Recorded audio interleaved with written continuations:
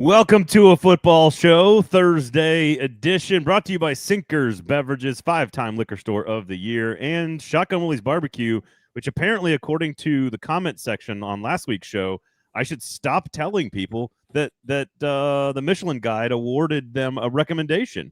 I feel like that's something Shotgun Willie's wants us to brag about. But anyway, Nick Suss from the Tennessean.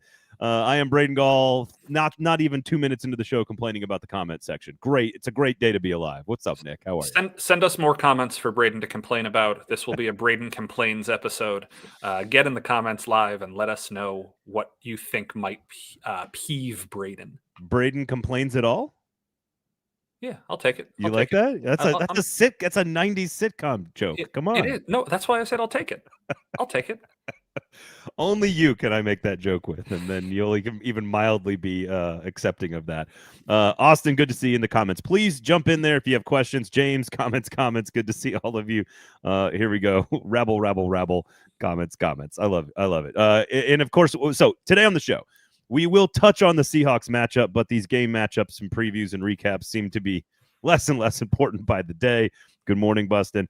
And I think, so as you and I like to do, we're going to go off on some meandering conversations here. One about the old quarterback, young quarterback strategy. The old quarterback thing continues to be a part of the modern NFL strategy, maybe more so than ever before. And so let's dive into that, the old and young thing. I know you have some sources, and we both have some information about how interested this Titans team actually really was in Sam Darnold. Not just a bunch of, hey, we should have gone after him kind of talk, but I think there's a real conversation about the strategy that the Titans chose, and we can explore the other path if we want to. But it's really just, you asked me before the show, you were like, maybe it's a question about whether or not quarterbacks should go number one. And I thought, ooh, that's interesting. So let's get into that a little bit later on. Of course, I'm going to ask you one question about one player at the very beginning of the show, but I haven't told you about this, but you can guess, and I'll do that momentarily. We're going to get into the Lane Kiffin saga. I have a prediction for you at the end of the show about what's going to happen with Lane Kiffin.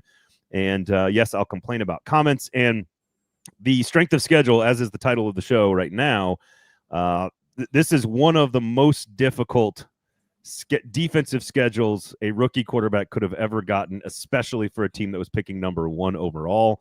So what does that tell us about the future of Cam Ward and all the rookies? And of course, only going to get worse with Seattle coming to town on Sunday. All right. I think Sinkers Beverages, please go sign up for the in-crowd. Make sure if you have signed up for that, you'd be getting allocation emails right now. It's that time of year where you get access to really cool bourbons. If you're a brown water guy like me, they have fantastic wine selection and crew of experts to take care of your needs. If you have any questions about wine, they have an award-winning walk-in beer fridge as well. So make sure you go check out all the great offerings from Sinkers Beverages. Search Uber Eats this weekend when you need a drink during a Preds game, during a college football game, during a Titans game. If you need a drink, search Uber Eats and have them deliver the booze directly to your house. Lots of you guys in the comments already. So let's see here.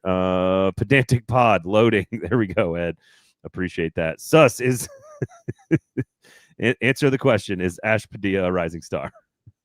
Yeah, she's been the star of the show so far. First time since 2021 that I've given 5 straight SNL episodes a passing grade. If we get 6, I believe that'll be my first time since 2013 that I've given 6 straight episodes a passing grade. Padilla, a huge reason why. Thank you for your question. Do you have like a Substack somewhere, like where you can show us your draft board, like your mock? Do you have like a PFF of SNLs that we could find? No, there are stats that I use, but I do not compile them. I trust the SNL stats people and the SNL network people to compile them for me. Have you talked about Eric Morris yet? Dark horse. No, he is not a candidate to be a head coach in the NFL. He might be a candidate to be an offensive coordinator in the NFL. Of course, if he wants to take the Todd Monken route, that wouldn't be shocking. Yeah, I mean, right, Todd Monken did it. Right. Yeah, exactly right. Let's see here. This is from Z Dean. Should we reevaluate the Cam Ward versus Abdul Carter so many fans were debating during the draft time? That is not necessarily what we're going to do today, but we are going to have a little bit more conversation about that in terms of the strategy of all teams and all franchises as well. But here's the first question. This is the way I think, and I hope, is the right way to talk about this particular subject and this particular player. Is it possible, Nick Suss, that every single person inside the Titans organization is wrong about Xavier Restrepo? No. I mean, maybe. Look, I have yet to see a single piece of evidence with my eyes that he is better than the guys around him. That doesn't mean it's not there. It just means I have not seen it. I am not at every single moment of every single practice. There's a lot that's closed to us. I'm not in the film room. I'm not in all these meetings. I don't watch closely enough to what he's doing as the L1 on a kickoff or whatever. Like, I'm sure there are things that I'm missing. But based on the stuff that I have watched, I never evaluated him as a more valuable player than Prochet. And yeah, that's why Prochet's up. Because I feel like that's the only question for this. I feel like that's the only way to ask the question. Because if you think Xavier Restrepo should be on the field after watching Mason Kinsey, the only thing you can think about Xavier Restrepo, because everyone in the organization has agreed and evaluated him behind Mason Kinsey, the only thing you can say is that everyone in the organization is wrong, and that as soon as he steps on the field, he's going to be better than what they've had. And that's the only way to me, it's the only way to have the conversation. It doesn't mean at some point he doesn't deserve a shot. Yeah. But like right now, and I asked PK this on Monday, I said, how many players can you think of, like, we're like 12th on the depth chart, and everyone was just wrong about, and he should have been on the field from the beginning. And he, it was off the top of his head, so I don't hold him to it, but he said he couldn't remember a time when that was the case. And to the comments going on about, well, see him against DBs, see him against opposing DBs. The two things to say about that. Number one, we did see preseason. He wasn't necessarily electric in the preseason joint practices, nor was he electric in the preseason games. And number two, pretty crucially, you guys have seen what the Titans' cornerback depth has looked like this year. Restrepo spent most of training camp going against the Titans' third-string defensive backs, all of whom were undrafted free agent rookies who then, did not make the practice squad. And as far as I know, most of them have not made other teams' practice squads. And he wasn't necessarily lighting it up against those guys either. Was Tim Boyle throwing him the ball a lot of the time? Yes. But I haven't necessarily seen him pop in a way that makes me think this guy needs to be in the NFL right now. All right. That's all. I just wanted to ask that one first. And I guess it's possible that he sees an NFL field and all of a sudden proves everyone wrong. And I guess it's possible, but it seems totally possible. It seems very unlikely, but it's possible. Some people play up on game day. Some people are better on Sundays. Sure. We don't know until we see it if he's that guy. Would he have turned to his outside shoulder on that one bizarre route in the middle of it when he was wide open? Maybe he doesn't. I don't know. I don't know. I know that they should be able to do better than Mason Kinsey, but with all due respect, we'll move on. Okay. All right. This schedule thing is we talked about it in the summer. Cam Ward facing these defensive lines, not going to be ideal for his growth and development right out of the gate. But I think it's even worse than we expected. And I think this is from Zach, former host of a football show. Zach Lyons, who put this out with EPA and pass allowed defensive rank, and the average passing defense, I'm going to call it that, right? I'm just going to call how good your passing defense is. The average defense that Cam Ward has faced so far through 10 games, 7.9 ranked defense, which means he's basically playing a top 10 defense every single weekend against the pass. Caleb Williams, 21. Bryce Young, 16. Trevor Lawrence, 15. Joe Burrow, 13. Kyler Murray, 18. Baker Mayfield, 19. So every one of those players faced defenses that were twice as easy in terms of the rankings, except for Joe Burrow. Those are all number one overall picks in the last, I think, 10 years or so. And every one of them faced a below average NFL passing defense every single weekend on average.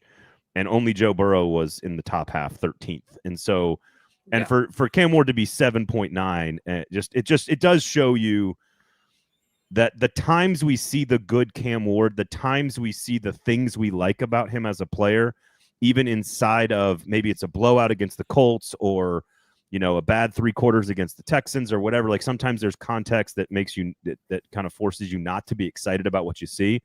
it does add important context. And with the Seahawks coming into town, another top 10 EPA pass defense, it's important to remember that this team should have gotten one of the easiest schedules, if not the easiest schedule in the NFL.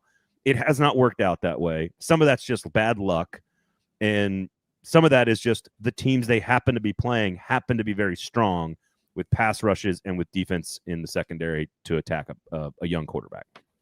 And I'm going to take this one step further. We can talk about the pass defenses. We can talk about the pass rushes that the Titans have faced. But quick little geek corner here. Yeah.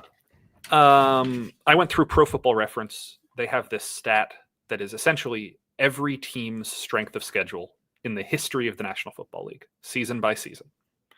And the way they calculate it is they factor in every team's record, every team's margin of victory, home field advantages, and one other stat that's a little more complicated to explain. And it comes down to a simple number between like -10 and 10. The higher your number, the tougher your strength of schedule. Through 10 games, the Titans' strength of schedule rating is 4.6. If that doesn't sound high, let me put it this way. If the season ended today, that would be the third hardest strength of schedule in the history of the National Football League since the 1970 AFL-NFL merger. And that is not defense or defensive metric. You're saying period. Just period teams they've played. The only teams that I have seen since the 1970 AFL-NFL merger that would have played tougher seasons. Again, and I emailed yesterday with the guy who devised this stat just to make sure I was right about this. It is only calculated through the teams they've played. It's not counting the games that have yet to be played. So it's just these first 10 games. But if these first 10 games were a complete season, the only teams that have played tougher schedules by this metric are the 1970 Green Bay Packers at 5.0 and the 1982 Baltimore Colts at 4.8. And what needs to be noted is that 82 season was a strike season. So I believe they only played 10 or 11 games, so it's pretty comparable. There is only one team that has ever played a full NFL season. I think in 1970 it was still a 14-game season. But there's only one team that has played a full season that was tougher than what the Titans have gone through for these first 10 games. If you think that sounds crazy, let's just reflect on the records of the teams the Titans have played so far. Yeah, there we go. The Denver Broncos are 9-2. The New England Patriots are 9-2. The Indianapolis Colts, who they've played twice, are 8-2. The Los Angeles Chargers are 7-4. So that's already 5 games against teams that would be in the AFC playoff picture if the season ended today. And that's not counting the Jacksonville Jaguars, who are 6-4, who they have to play 2 more times, who would be the 7th seed if the season ended today. Go down into the NFC. They have played the Los Angeles Rams, who are 8-2. They have played this. They will end up playing the Seattle Seahawks, who are 7-3. So that is 2 more games, 7 of their first 11, against teams that have 7 or more wins. And this is a last place schedule. 2 of those games that aren't against teams that have 7 or more wins are against the 5-5 Houston Texans, who are just on the fringe of the playoff picture, which leaves the only 2 games they've played that were close to gimmies were against Las Vegas and Arizona. Both teams that I believe are 3-7, 3-8, somewhere around there. So two games against losing records the entire year. So yeah, 2 games so far. And for the rest of the year, I think it's 2 more. I think it's just because they'll end up having to play San Francisco as well. So you have Kansas City, San Francisco, and 2 against Jacksonville, all 4 of whom are entrenched in the playoff hunt. Was this Pro Football Reference or Pro Football Focus? We got Jason and some Pro Football Reference. Pro Football Reference is what I thought. And it's just a metric, just generally speaking, trying to determine your strength of schedule, right? Yeah, it is. It is simple rating system. If you ever see that little number that Pro Football Reference puts next to the team, it's that number calculated for strength of schedule. Now, this is an interesting question from C. Rich, which is defense is up overall this year, is it not? I feel like every quarterback is having a hard time outside of Drake May. I have to double check. I have not done any Geek Corner deep dives into sort of like total yards per attempt, points per game, some of the basic stuff, which would be easy to find. I do think that defense in general is gaining ground on passing attacks over the last, I would say, like 4 to 6 years. Yeah. where defense every 10 to 15 years we have these pendulum swings from offense to defense back in the game because one side of the ball kind of figures out how to attack the other side of the ball. They make an adjustment, then it takes some time. I also think I've had a theory on this for a while, which is I think, and it's not I'm not the only one, but that corners and safeties that are kind of coming into the league right now, if you look at rookies or let's say first, second, third year players in the NFL, a lot of those guys grew up in middle school and high school 7-on-7 tournaments with the new rules. And they're kind of the first generation of defensive backs that have faced the new rules that have benefited quarterbacks, receivers, targeting, face mask, clutching and grabbing, PIs, holding, all this stuff. Like, we're seeing a generation that has grown up adapting to those new rules for the first time. And I think that's a really good point. That's a small factor. 2 high safeties against Joe Burrows of the world. Like, I think we're seeing a defensive moment here for sure. And we also used to, 4 or 5 years ago when this kind of defensive revolution started, the idea was go too high against Mahomes and Burrow and Allen. Make the other quarterbacks earn it. Now it's everybody. Now it's just, this is the good strategy. So there's also a point that was made when we started talking about this way at the top. I'm not going to make you scroll. I think it was C. Rich who said, is this a chicken or the egg? Are the other team's defenses or the other team's records what they are because they have played the Titans? I think that's a contributing factor. But when all of these teams have played 10 or 11 games, there does come a point where it evens out. The Chargers have played 11 games, I think. Whether or not they had success against the Titans is immaterial when they've had success in several other games.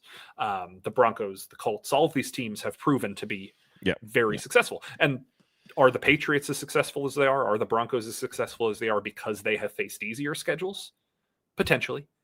But I do think that the Titans drawing the AFC West and the NFC West, probably the 2 strongest divisions in the NFL, plus the ascent of the Patriots as a last place team, has been a very specific recipe for because your schedule it's 3 games, right? It's only 3 games that change based on where you finish in the standings. So again, the Patriots were one of those 3, right? I'd have to double check what the other 3 were. Cleveland and New Orleans.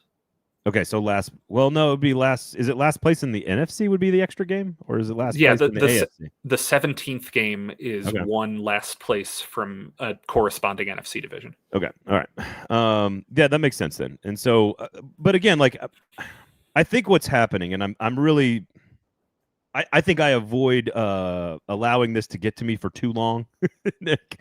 Because you and I and PK and a lot of smart media folks who cover the team and a lot of smart fans are like, no, we're not actually going to evaluate Cam Ward until a few games into next season when he's got a new 29 games, baby. 29 games, that's right. We're not going to do, like, none of us are actually going to do that. But I do feel like there is, among some media, but mostly among fans, there's a lot of, like, confirmation statistical bias happening where they're trying to figure out, because again, What could have happened with Cam Ward? He could have just stepped on the field and been a rock star right away. And that's clearly not the case. That hasn't happened. And so that story, that chapter of that potential book is gone. It's not an option. The only good option now is that he's a really talented player who's going to grow into becoming something good at some point. And this is what we're going to talk about as the show goes on here. But I think a lot of people are searching. And this is one of the few times, because a lot of times when you're searching with Cam Ward, you're looking for a play or a moment where he makes the right read, and I thought his eyes went through his progressions quite well this past weekend. The throw to Chig was just insane with somebody in his face on a dime. And so, like, made some really nice plays. So you have to look at the tape and you have to dive into it and say, like, oh, here's a moment where the right tackle, made a mistake, or the left tackle made a mistake and he did the right thing and he read. You're like, see, look, he's still not the problem, right? And this is one of those few moments where you don't have to dig too deep. You don't have to be a scout to look at this and go, my God, he's had a tough run of it. Like, it's crystallized now when you look at comparing him to other number 1 overall quarterbacks. And you got to go, it's not even close. What Caleb Williams dealt with last year, where he got sacked, I think, more than anybody else in the history of rookie quarterbacks, and didn't turn the ball over much, no interceptions, but didn't have a bunch of, game-winning plays. He was doing it against a schedule that is technically 3 times easier on pass defense than Cam Ward is. So I think that's one of the few moments where I think everyone's searching for like how to explain what's happening with Cam Ward in a positive way. Like, no, he's fine. He's fine. We love him still. I think this is one that I actually really buy into. Yes, I think that's a good point. I'm going through it right now because I have like a one little small thing before we get to ad break and talk more about the quarterback stuff. Do you know what the next toughest schedule in Titans history was by this number? Because I actually find this pretty fascinating. No. The next toughest schedule the Titans ever faced was 2006, which, for those of you who remember, was Vince Young's rookie year. So it's very interesting that 2 times the Titans had top 3 picks and used them on quarterbacks. the next toughest schedule was that. I'm going. What was Mariota? What was Mariota's schedule in 2015? That I am not sure. Give me 1 second, because right now I am fascinated by looking at this. Year, right? They did. They were very bad that year. The Vince Young's rookie year, they were actually pretty good. Yeah, they went to the playoffs, right? No, they just missed the playoffs. I think they played 8 games that year, if I just counted correctly, against teams that won 10 or more games. Oh, wow. So weird. That's where they're gonna be at this year, probably. Weird that the Titans keep having to deal with that. But yeah, that's just a little addendum that I thought you guys might appreciate. So Gary kind of puts this succinctly here, which is put Cam on a good team like the Eagles, the Bills, and the Rams, and he could show more of what he can do. On the Titans, it's a whole different story. That doesn't mean that he's good. It doesn't mean he's as good as Josh Allen or Matt Stafford or Jalen Hurts. I certainly don't think he would be able to do what Jalen Hurts does in that offense, although seeing him scramble a little bit more against Houston was excellent. That was nice to see. So I guess this is a perfect moment then to transition into the whole conversation about old and young quarterbacks. Let's start with some of let's call it the newsier parts of this.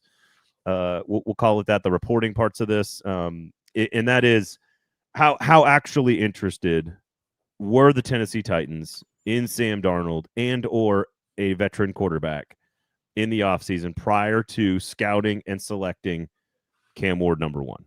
Right. I wrote this. You can check it out, Tennessean.com. It went up yesterday.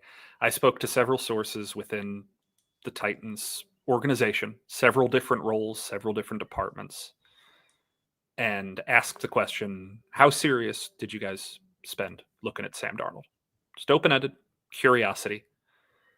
The answer kind of came through the same way no matter who I talked to, which is there was some degree of interest from the coaching staff, but there was less interest from the personnel department. And that does not mean there was no interest to one side. That does not mean there was 100% interest the other way. Let's not paint this as some giant fracture or they can't collaborate or anything. That's not what this conversation is. It's just departments value things differently. And probably the best way to understand a lot of this is what you've heard from the personnel department, what you've heard from anyone who has spoken to the media this year about patience, about the roster not being ready yet, about not wanting to sell out for something rather than build longer.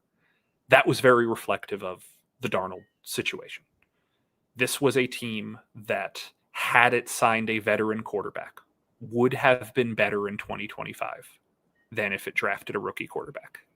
And I believe that the front office and coaching staff were both aware of this. What I also believe is that... Because it would have also included a trade back. It would have included a trade back. The number 1 overall pick and then adding more talent to the roster. What I also believe it is, had this happened, the people in charge don't think that they would have been good enough, even with the trade back, even with the extra draft picks added this year and next year.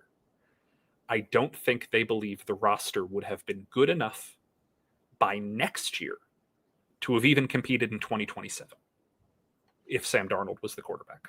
And to the point about Cam doing better somewhere else, you gotta cut Sam Darnold's numbers by a third, 30%. And into what you think he would do here with this roster and this coaching staff and this supporting cast. So, yeah. And so all normal stuff. I just want to make sure we say that out loud.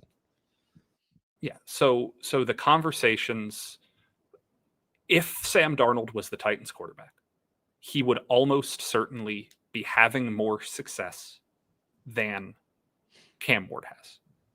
That is just a product of him being in his, 8th year in the NFL, 7th or 8th year in the NFL.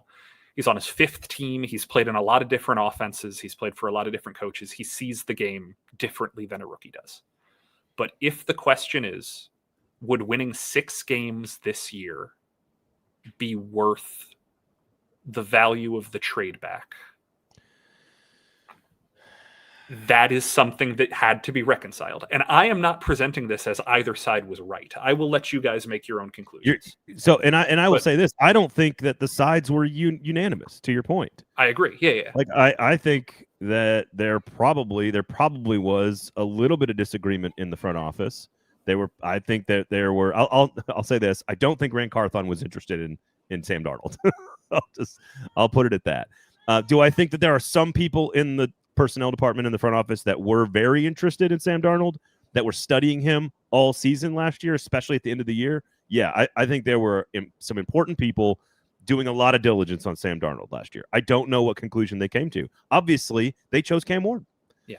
And that's it. And I think the way you organize, or the way you lay out sort of the two larger, like, it's not just like Sam Darnold or Cam Ward. Who's better? Like, there's so much more to it that goes into that decision.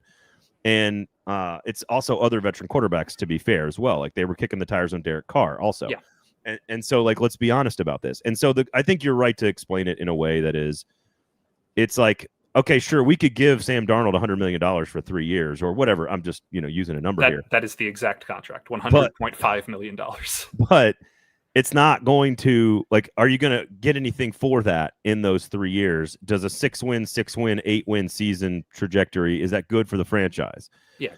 Honestly, I don't know. I think fans should answer that question more than I should, because I would, like, would you rather be a middling franchise with Sam Darnold spending somebody else's money, and then the rest of the players see what success is like? They see what winning looks like and feels like, and your coaching staff finds some stability. Not that anyone wants Brian Callahan back, but, like, I think that's a really difficult thing to ask somebody. Do you want to be 1-9 with a rookie quarterback who may never work out and fire your coach, or do you want to be a 6 or 7 win team for a year and then maybe get to 9 wins the next year when all those first and second round picks start to be on the roster? I am so glad you accidentally broke the levee. I was terrified I was going to say 6 or 7 wins before you did, but you did it. You said it first. I'm driving it into the. I told you I'm doing it on purpose. That was really tough to write around in my report because that's what I wanted to say so bad.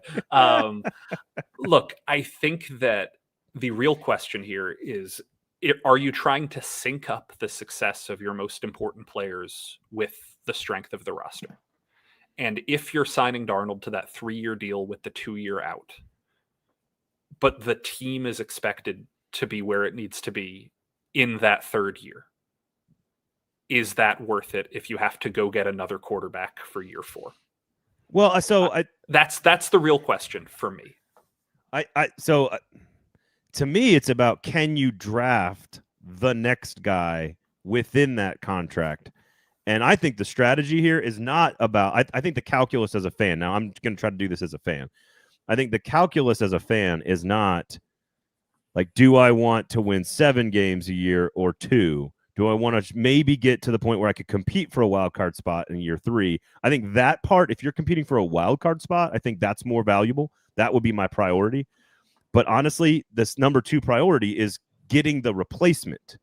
It's getting, and I'm seeing a lot of Tannehill analogies here from you guys who say I don't want another Tannehill situation.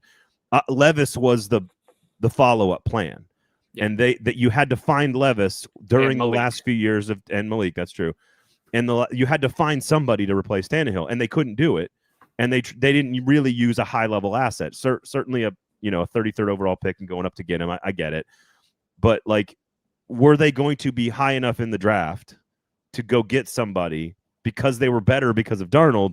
It affects your ability. But now you have a bunch of extra picks. Maybe you could still get your guy. Maybe you could still draft, Ty Simpson or Fernando Mendoza this year at number 3 overall. Would you be bad enough to do that? Would you have enough picks to go up and get that player? I don't know.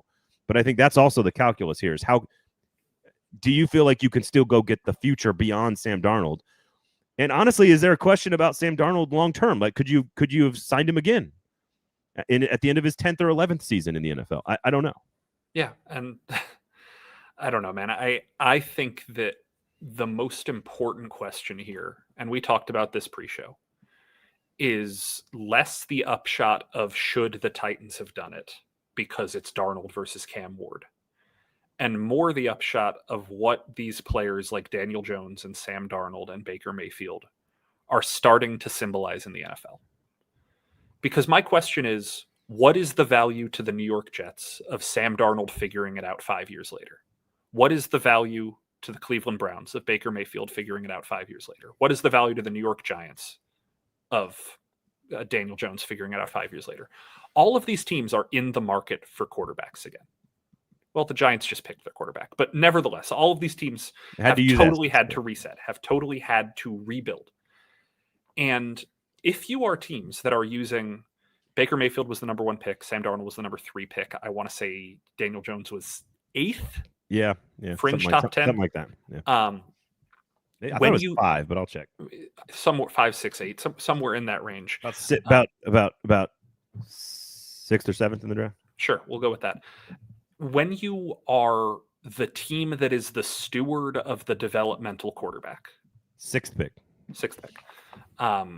What is the value of this? Because there are 14 teams every year that make the playoffs. If you look at the playoff picture right now, these are the teams that would be in if the season ended today that are not using homegrown quarterbacks. The Indianapolis Colts, Pittsburgh Steelers, Los Angeles Rams, Tampa Bay Buccaneers, Seattle Seahawks. And I guess you can technically... Those are all the best ones. And I think you can technically say the 49ers if you want, because they've been using a backup quarterback for a lot of the year and Mac Jones wasn't homegrown. But so 5 or 6 out of 14, that's not most. Still the prevailing wisdom is home grow your quarterback. Right. Still the Drake Mays and Justin Herberts and all Josh Allens of the world are having a lot of success. So I'm not going to sit here. What's interesting though, I'm just doing this off the top of my head. Lamar Jackson, Bo Nix, Patrick Mahomes. Now I'm including guys that are kind of close to the playoffs too in the AFC. None of them were first overall picks, just as a point of fact, which is, I don't know if that means anything. None of the guys you mentioned were top 10 picks. I mean, Josh Allen was a top 10 pick, right? I don't think you said Josh Allen. I thought you said Bo Nix, Patrick Mahomes. No, I just was filling in the blanks with all the other teams that you hadn't mentioned. Lamar Jackson was like 32. Yeah. Mahomes, I think, was 11. I think Josh Allen was top 10. And, Drake May, number 3. Bo Nix was, I think, number 15. So your point is valid also. But I'm just pointing out, none of those guys are 1.1, Yeah. And so that is, I'm not trying to sit here and say, oh, don't pick the quarterback at the top.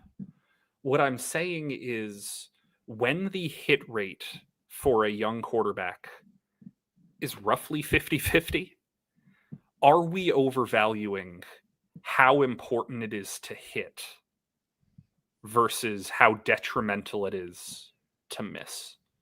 Should the true value on quarterbacks be if you have somebody who has a 50-50 shot of being the guy, pick him in the top 10 no matter what, when the alternative is you miss, everybody gets fired, and your organization gets set back 3 to 5 years? I don't know why my brain immediately goes to, I'd like to know what the hit rate is on other positions, but only inside the top 3.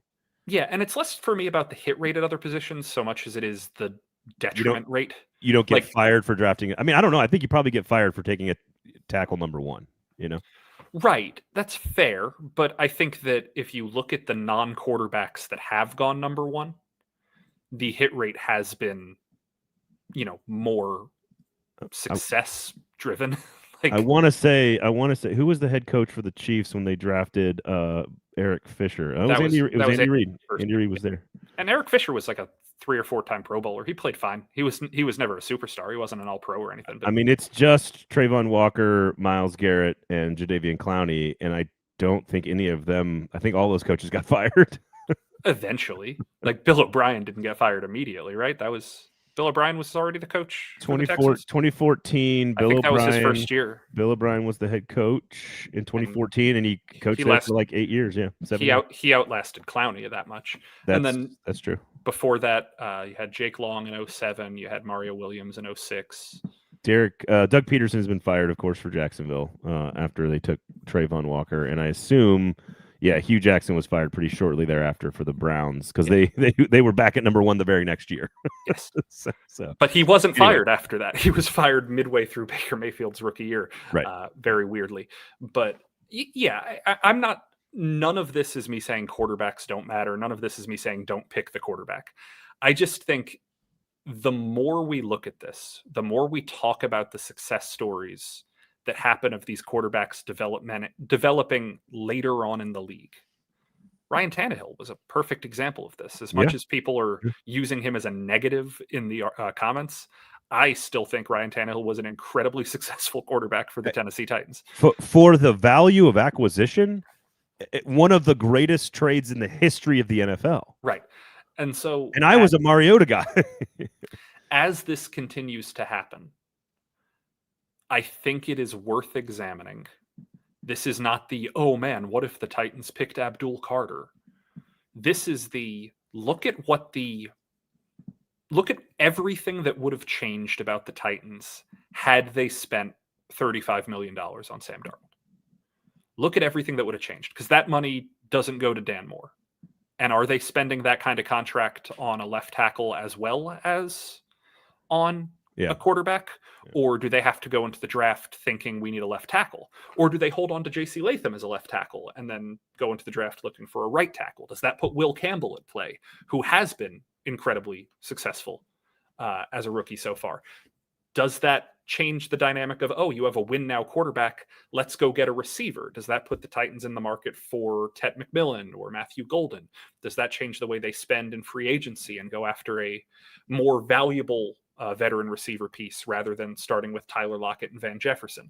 We can talk about all these dynamics of what do you do with this trade back? If you go from 1 to 3, except the Giants trade, and you get an extra second round pick somewhere in there, do you use that still to pick an edge rusher? There would have been more prominent guys at that point than there were when the Titans were up for Oladejo and traded back and all of these things.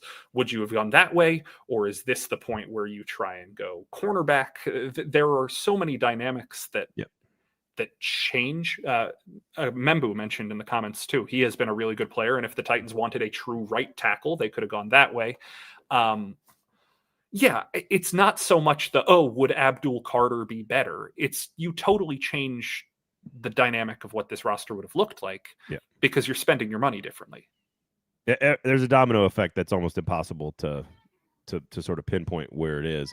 I think ultimately the way we laid it out, or the way you laid it out first, which is, do you want to be mildly better with a few more assets and maybe accelerate your rebuild, but still not have your long-term answer at quarterback over the next 3 years? Or do you want to go into the deep rebuild, draft the player, and know you're going to struggle and come out the other side with a proven rookie second-year quarterback for the next 10 years? Now, you got to get the right guy. You got to hope he's that guy. And I still don't think we know that yet, but he's got a lot of things that people should like. I don't have to repeat the whole list of things that are really good about Cam Moore that we should all like as a player and evaluating him. So I think that's fair. I think that's a fair way to frame it. Yeah, and I do think patience is good, and I think that the people in the comments are arguing that patience is the right way and that you got to choose the rookie quarterback and you're going to get old too quick if you get the veteran quarterback. I see all of these opinions. I will also say it sounds a little bit like a battered Titans fan talking from the perspective of what has happened to the Titans. Because again, we've seen other teams throughout the league find a way to sustain and succeed despite aging with a veteran quarterback. The Tampa Bay Buccaneers here being a really prominent example of having a very old roster, going and getting the veteran quarterback, reloading with young pieces through the draft, and finding a way to continue succeeding in a division that is less than stellar, as the Titans could be. I'm not comparing the Titans to the Rams. I'm not comparing the Titans to any of these teams that have over the top, stellar, stacked rosters and just needed that Matthew Stafford. But if you look at the Detroit Lions, that was a team that totally needed a reset, went and got the veteran quarterback, and then built through it. And they've been the best team in the NFL 2 of the last 3 years by record. Like, I think that it is very Titan-centric to say, oh, you get the old quarterback, your window is short. That's true. That has been true of the Titans with Ryan Tannehill. But that was one example. I do think there are examples of this working elsewhere. Not saying it would have worked here, because the roster is really, really not that good. But I do think it bears mentioning that there is more than the Tannehill example. Yeah. C. Rich says, I think a homegrown franchise quarterback gives your roster room for error. Joe says, I want the privilege of being patient with a quarterback. Ed, I hear you.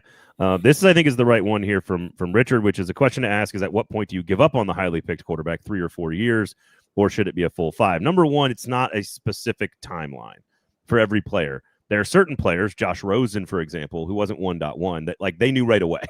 Like this wasn't the guy. They knew right away. So I do think it depends. I think Cam has enough tools and enough traits and the right mentality that he's going to be given a longer leash, because he does have some of the skills that you're seeing from Baker Mayfield is the guy I compare him to. I think Baker Mayfield is the guy that he should be. Stylistically, how he plays, I think it's almost identical. It's how I compared him in the draft process. I said on the air over and over again, if you think you're drafting Baker Mayfield, if you can get Baker Mayfield, then you have to take Cam Ward. I think they're very similar players. And so if you're going to get Baker Mayfield through his whole career, you've done a great job drafting Cam Ward, and you got to give him time. You got to give him patience, because he shows all the same things that Baker showed as a young player. I do think, unfortunately, that the media and the microwave takes and the pressure to win, all of these things are downward pressing on evaluating Cam as quickly as possible. Yeah. And maybe that's not fair. Maybe that's not the way it used to be 10 years ago or 15 years ago. But the way this is a 24-hour news cycle, 365 for the NFL, the fact that the ownership group at this particular organization does not have a lot of earned trust from the fans right now, and the front office needs to prove itself, the leash is probably a little shorter on them as well, making the decision. So I think there's just a lot of downward pressure to try to evaluate him. 29 games is our joke. I think midway through next season, if not earlier, you need to see marked progress from him. Yeah. With the new coaching staff, the new scheme, and an improved roster. In theory, an improved roster with new, more talent off of a potential trade back in the spring. Probably another receiver being drafted. There needs to be progress next year. Right. So. And good question from Ed Henry here. How critical is it to have early success in the rookie QB salary window for the Titans' pace? That will close before they're good again. I do think the rookie QB salary window conversation is a little bit outdated. I think that was something that was really, really important to the conversation 2013 to 2016. I think that the way teams are winning these days is actually different than loading up while you have a cheap quarterback. I think that if you look at the teams that have been successful in the last 6 years, they have primarily done so while paying quarterbacks. I think that if you look at some of the quarterbacks who were not overwhelmingly successful in their rookie window, let's use Trevor Lawrence and Kyler Murray as our examples. Both of them got the extensions despite not being world beaters. The Cardinals have gotten worse since the extension. The Jaguars have gotten a little bit better since the extension. Yeah. I don't think it's as perfect of a conversation as it was in 2013 when we were talking about maximizing Russell Wilson's window. I think that's where a lot of these conversations came from, is how well that Seahawks roster was built. Yeah. But then who were the teams that were the chief rivals of those Seahawks teams from the AFC? Teams built around Peyton Manning and Tom Brady. Right. So give and take. Well, and so I do find it interesting. I find myself now looking at, because you mentioned a bunch of names that I think could fall. Like, who are the next? Because this is also part of the equation of evaluating Cam Ward. It's like, well, is it because they're going to have another pick and another high pick, maybe 2 more high picks? We don't know. I do think if they get it right, if this draft and the next draft are correct and Cam Ward is developing and they pick the right coach, I think they can be better quicker than people realize. I think they could be good in 2 years. They could be in a wild card, but you got to make every decision properly. You got to get it. You got to hit on everything, which is possible. They don't give me a lot of faith that they'll do that, but it's possible. I think what's interesting is who are the next Daniel Jones, Sam Darnold, and Baker Mayfields, and it's like you mentioned a bunch of names. Like Bryce Young is one, Trevor Lawrence is one. I think Tua is another one that could go on somewhere else and find some success if his watching him play football terrifies me, just as a human being. But I'm like Anthony Richardson is one, right? Like total bust, total flame out. Does he have the skills that someone could fix and turn into a serviceable player? Probably. So I don't know who's the next wave of Daniel Jones and these types of players, because we just don't know who that's going to be yet. But I bet Mac you. Jones? I actually thought about that. Mac Jones is an interesting one because he's finding success right now. I think a lot of that is the situation he's in, but that is the point, right? That's kind of the point. Yeah. Because Zach Wilson, I don't think Zach Wilson is a good player. I don't think he's a good quarterback. But being on the Jets makes it worse. Kyler Murray is interesting too. I don't think Kyler Murray, I don't think it's what do Daniel Jones, now Daniel Jones is a little bit more athletic, but what do Sam Darnold, Daniel Jones, and Baker Mayfield have in common? They are pocket passers. When they got into systems where they could sling the football quickly with good, talented players around him, Jackson Smith and Jigba, Sam Darnold's players at Minnesota last year, all the stars that Baker Mayfield has around him, it's about the pocket player, honestly. Kyler Murray is such a gadget player. I don't think he applies to this. Am I crazy for thinking that? I don't know. I also don't want to put Kyler and Trevor in this conversation because they did get their contracts.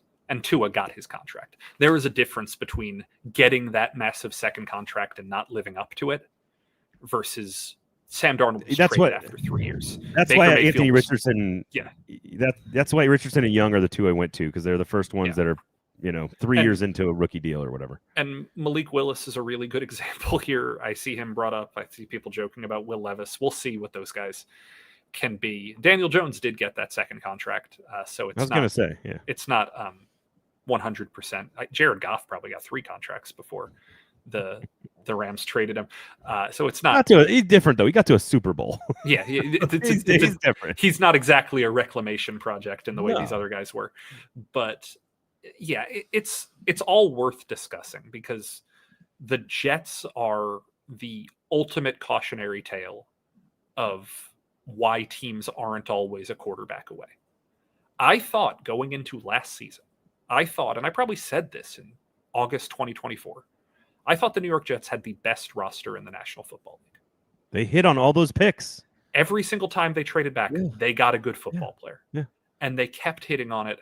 And you had Aaron Rodgers coming off of injury.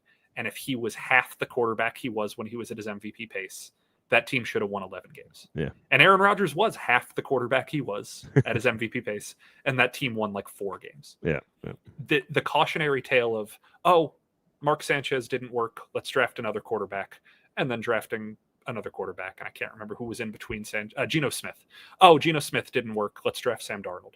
Oh, Sam Darnold didn't work. Let's draft Zach Wilson. Oh, Zach Wilson's not working. Let's pay a bunch of money for Aaron Rodgers. Oh, that didn't work. Let's pay a bunch of money for Justin Fields. Wasn't Geno? Well, Justin Fields felt like a stopgap. Wasn't Geno like a 4th round pick though? Michael Penix and JJ McCarthy are two that, because obviously Penix's injury history in college. I think this is his 3rd ACL injury. McCarthy also has the ACL injury as well. So there's some differences there with those two guys being injury prone, but I could see both of them finding success in another place after their first stop. Because it feels like just the McCarthy thing feels weird to me. It feels like Kevin O'Connell's going like, I don't know. Also, just cleaning up before we can move on. Geno Smith, I'd bet money he was the first quarterback drafted in his class. I don't think he was a 4th round pick. What? I'm fairly certain Geno Smith was a 1st or 2nd round pick.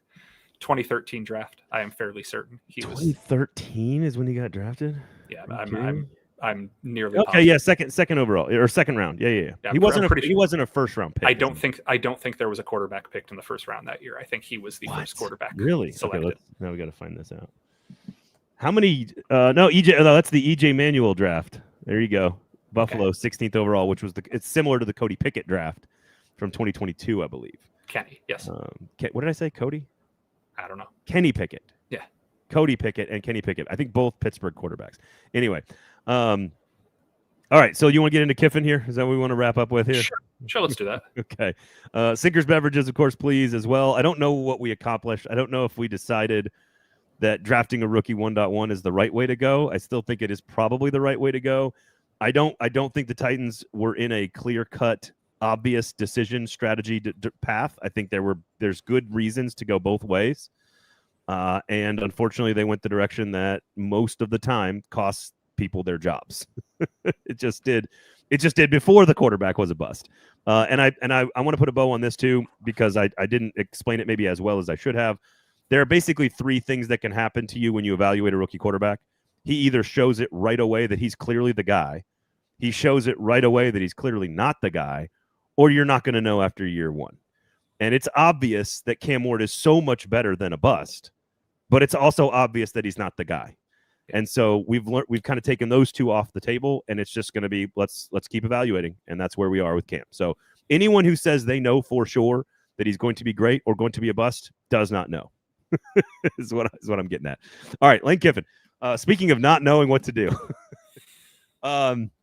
first of all, how much are you enjoying seeing this unfold in any way, shape, or form? I feel terrible for all parties involved, from like a college football has done this to our calendar standpoint. If you have your draft, your free agency period, your coaching carousel, and your playoffs all at the same stinking time, it's going to lead to situations like this. So I feel bad for the players at Ole Miss. I don't feel bad for Lane Kiffin, but like it's not his fault that he's in this situation. I feel bad for LSU and Florida and for Ole Miss. It just kind of sucks. But are you enjoying the drama of it all, and that clearly Jimmy Sexton and Lane Kiffin are milking this for all it's worth? Yeah, I mean, a little bit. Enjoy is probably the wrong word. From a distance. Yeah, I feel for what's happening, and I really don't like the fact that this is part of the college game. But there are haves and there are have-nots, and there are a lot of teams in the middle. And whether or not you consider Ole Miss a have or a team in the middle is a really, really tricky conversation. Especially in 25.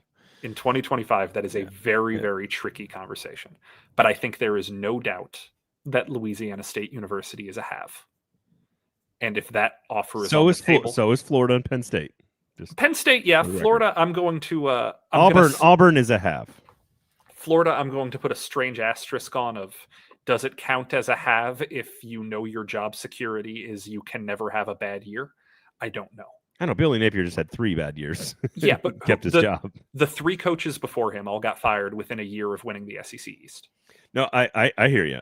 I think the fact that they all won the SEC East is why they're a have. That 2 coaches have won multiple national championships in the last 30 years makes them a have. I think arguing that Florida's not a have is kind of a fruitless and silly argument. Penn State is a have. Right. Auburn has won a national championship with 1 coach. Another coach went to the national championship game. The coach before that had an undefeated season in 2004, and the coach before that had an undefeated season in 93, regardless of what happened after that.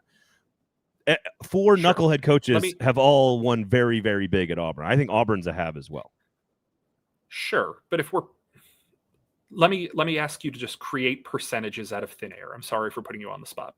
What is the percentage chance in your mind that Lane Kiffin ever wins a national championship at Ole Miss? Let's say he stays for another 15 years. What are the chances he wins 1 national championship? Like 20%.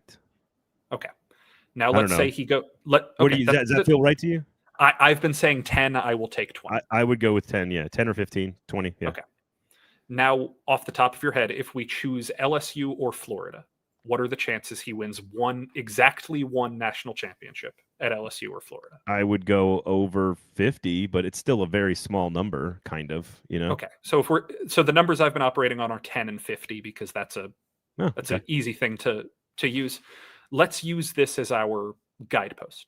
If you were somebody trying to cement a legacy, would you rather have a 50% chance of being Les Miles or a 10% chance of doing something that absolutely no one has done since college football desegregated? Since integration. Yeah. I mean, again, I think that it all depends on what makes you tick. It also might depend on what makes your current-ish wife tick.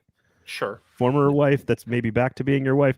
A woman who is very, very, very happy in Gainesville, Florida. Sure. Just I wanna am, point that out. and I'm not trying to say or advocate one way or the other. I am just trying to say what my thought process would be. Yeah. The goal at LSU in Florida is a good coach should be able to win a national championship. If you don't win 2 or 3 titles at LSU, you have proven you are roughly as good as Les Miles and Ed Orgeron were. I don't think Lane, but I don't think any coach is like I get my personal value internally and intrinsically from comparing myself to Les Miles. Like I just don't think No, that. but that's kind of the point here is if you are going somewhere where winning is independent of you, where everybody else has won, you get to win. You get to feel the success. But you don't get the credit. I know what you're saying. I know what you you're don't saying. get the credit. If he stays at Ole Miss, he gets the credit. He's almost already. People are Josh is saying statue, and Z Dean's talking about Archie Manning. Like again, remember if you drive to Ole Miss, those that do not know if you've never been there, the speed limit is 18 miles an hour. Right. You want to know why the speed limit's 18 miles an hour? Because that's the number Archie Manning wore. Like this place is obsessed with Archie Manning, and Kiffin is already like 2 playoff wins away from almost having a statue if he decides to retire at Ole Miss. I don't think he actually needs to win the national championship to be considered the greatest Ole Miss coach of all time. So it all depends on what he wants. I don't think you can win the national. Maybe I should change that. I don't think you can win the national championship at Ole Miss. I don't know until the rules continue. The rules could continue to change, and as soon as there is a salary cap like the NFL, then I think anybody can win a championship anywhere. But as long as it's still about resources, Ole Miss does not have the resources that LSU, Florida, Auburn, and Penn State have, and so I still. Historically is the thing I'm going off of here. 110 years of history says that the coach leaves Ole Miss to go win a national championship if they want to win a national championship. And that's up to Lane. Like Nick Saban can't win a Lombardi trophy at Alabama. He couldn't win a Lombardi trophy at LSU. So he had to go to the NFL to win a Lombardi trophy. If you want to win the Natty, James Franklin was never going to do that at Vanderbilt. He may never do that ever, but he wanted to try. And so he was always I talked to him about this. He dreamed of coaching in front of 100,000 people trying to win a national championship. You can't really even do that at Ole Miss. But you're not factoring in playoff expansion. Like also, no, I am. I'm saying I don't think you are because if you can get into it's harder for Ole Miss to win the championship now. This is what people I'm not saying you don't know this. To win 4 games in the playoff is harder than winning 1 BCS title game. It just is. But that's just not true because it is much harder to get into the top 2. It is than it is to win 4 games if you got into the top 12. I disagree. Indiana can do it this year. No, but that's my point, Braden, is that if this was a year where Ohio State and Indiana were the top 2, Ole Miss going 11-1 wouldn't have mattered. No, what I'm saying is that Indiana's chances of winning a national championship were better in the BCS era if this season played out. Sure. But that is such a small way of looking at it because the team that goes 12-0 has a better chance. That's true. But getting to be the team that is 12-0, there's only 1 or 2 of those a year. If being 10-2 can get you into the playoff and getting you into the playoff can win you a national championship, which we all know I think is bad. But if that is the rule, then the fact that it is easier to get into the playoff means it is easier than ever to win a national championship. If all you had to do you are ignoring the facts. You have to beat 4 elite teams to do that, or you have to go 12-0 to make the BCS championship. We see teams. We see Tulane do that. We see teams how do it all the time. How many non-blue bloods made BCS championships? Well, look. How often did teams that aren't in the top 7 to 12 programs make the BCS championship? What's the worst program that won Virginia Tech played in the national title game with Michael Vick in '99. I would say that one. I mean, I got to go through the whole thing now. I mean, it's all Miami, Ohio State, USC, Oklahoma, LSU, Florida. Oregon is not a top 10 program. They played the BCS national title game. Oregon's an interesting one because they've played in the championship game in like almost every form of the playoff. The point is if you have a special season, The one special season where your one-time team is really special. Indiana this year, Ole Miss last year, Mississippi State with Dak Prescott, whoever it is. If you have the one special season, maybe the 4-team playoff is the sweet spot where it's a little bit more broad to get in, a little bit easier to get in, but you only have to win twice. Like the key is, I think it's actually harder to win the national championship now because you're going to have to go through all these perfectly recruited teams. Sure, but and that have $50 million rosters. And you can't beat Georgia. You can beat Georgia once, but you're not going to beat 3 Georgias in a row. And that's the problem with the system. And that's why you and I maybe both dislike the championship part of the playoff. Sure. But I also think that you are talking about it from the perspective of an individual team, when the conversation here was about a program. It is not, the question isn't whether it is easier or harder for the best version of Ole Miss to win a national championship. The question is it easier or harder for the program Ole Miss, for the institution as built in the framework, with the resources they have, with the facilities they have, with the recruiting base they have. The question is lowercase o Ole Miss, not capital O Ole Miss. Is it easier for that franchise to win a championship? And it is inexplicably no. It's obvious I that it's factually disagree easier now with you. because you can make the playoff. They couldn't make the playoff. They couldn't make the BCS we championship. We need a stats nerd.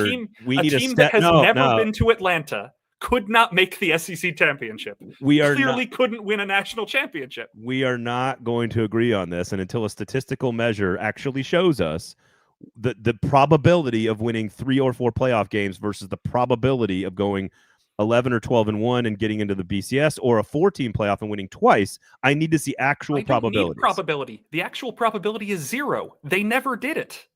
It never happened. But you're talking about this lowercase thing with Ole Miss as a program. It's like, no, you're not. You can't change the goalpost on me on this one. I'm not changing the goalpost. The rules were the rules from 1998 or 1999 through 2013. We have, what's that, a 15-year sample of what happened in the BCS, and it never happened. And then the rules were the rules from 2014 through 2023. We have a 10-year sample there, and it never happened. Well, but you're talking about, you have to compare Ole Miss's level of program. You have to look at all the programs like Washington and Michigan State that got into playoff games. You have to talk about, if you want to, Richard brings up West Virginia, who played Notre Dame in a national title game. You could go BYU, you could go Missouri, Colorado, Georgia Tech, all played and won national titles in the 90s. There are programs of the Ole Miss's level that have had special seasons. West Virginia should have played for 1-07. Missouri should have played for 1-07. They lost games they couldn't get there.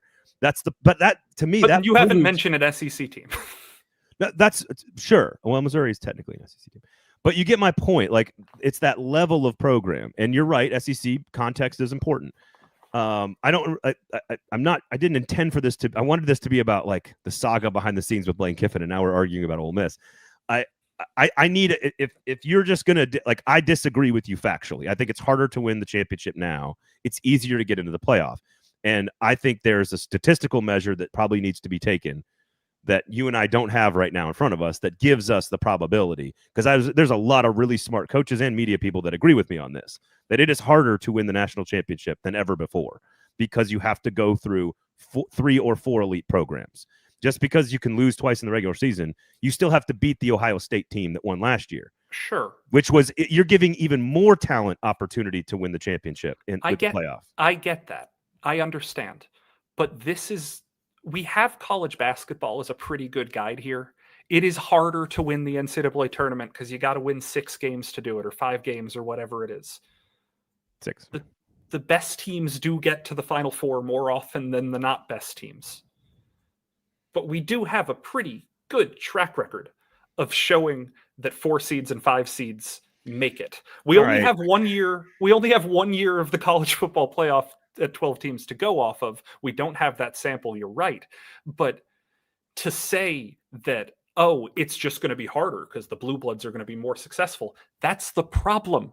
The problem is that it's random. 1-game samples are random. So 1-game samples are going to be easier to win than if you can't get there at all. Of course. And so I'm not going to totally disregard the basketball analogy here, but one human can get hot and win a game in the NCAA tournament. That is not how football works as a sport. As a sport, you need like 60 people to all be on the same page on every single play, basically, to win games. And that's why the team with the better players wins the majority of the time.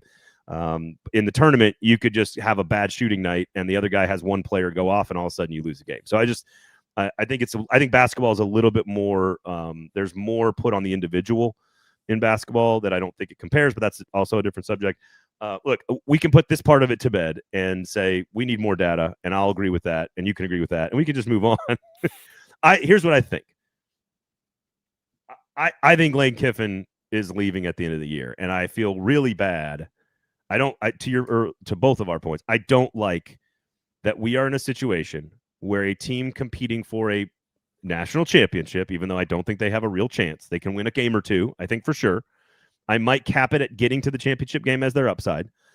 But the fact that program also has to deal with this in the middle of with the Egg Bowl rivalry next week and a potential home playoff game, like, it's not insane to say that Ole Miss could host Tulane and that John Summerall will be on a different sideline when the game happens. Like, that's a crazy thing to say out loud about our sport, and I hate that.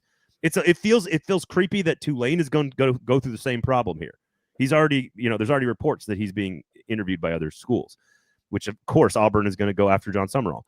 But like, it feels a little bit more normal that it's happening to a group of 5 teams. Right. Like, they're supposed to be picked on. They're supposed to be rated at this time of year, not the SEC team that's trying to compete for a championship. That is the part that's new, and it's not anybody's fault, but it puts Ole Miss in a tough spot. It's the NCAA and it's money and it's TV's fault, I guess, if you're trying to blame somebody. But it puts everybody in a pretty awful situation, and it's a must-lie situation for Kiffin. So whether he takes the jobs or not, he's got to lie about it to somebody, and it's unfortunate. And then he's going to have to deal with the PR fallout after that. I can also say I'm not a obvious PR expert. I don't necessarily know if it's a must-lie situation. I think if Lane Kiffin said, yes, there are offers that I am entertaining, I have not made a decision yet, I'm committed to coaching Ole Miss while I'm here, then this would be a lot less inflammatory of a situation than what we are currently engaging with. I think that's not Jimmy Sexton's plan. I think that the closed door nature is hurting every party. If he just came out and said, yes, these interviews have taken place, yes, these offers are on the table. If he came out and said, I don't know what I'm going to do, but my focus is on the task at hand, that's a more palatable lie than I'm not going to talk about it. Sure. I agree with you there. And he looked like a hostage on McAfee this week. And honestly, the truth is, like, Ole Miss with this ultimatum, which Kiffin has said didn't happen, like, it's not real. What are you gonna do? Pay a buyout to fire Kiffin because he didn't agree to your terms, and then you're gonna pay him and still do the coaching search? Like, what are you talking about? You're not giving Lane Kiffin an ultimatum. You're gonna sit and be patient, and you're gonna take whatever he decides. I want to know what you think is gonna happen. No reporting. Just what do you think happens? I think he goes to LSU. I think he goes to Florida. Yeah, and I think I'm thinking much more from the Lane perspective. I assume you are thinking much more from the people around Lane perspective. No, I think true, but I think LSU. I mean, I agree LSU's the better job, and so traditionally I would say take the LSU job. I just think there's something about Florida and the visor and Spurrier and the trolling and the wife, and like, I think it's a lot of stuff. I think there's a little bit more patience there. You have a little bit more. I think there's a little bit more of Oxford and Gainesville than there is in Baton Rouge. Does that make sense? It does. I think that Florida is the least patient program in college football, but that might be my inherent bias. Like, I look at what Florida has gotten mad at coaches for: firing Mullen, firing McElwain, firing Muschamp, all of whom very, very recent successes when they got fired. I don't disagree with that. I mean, LSU's.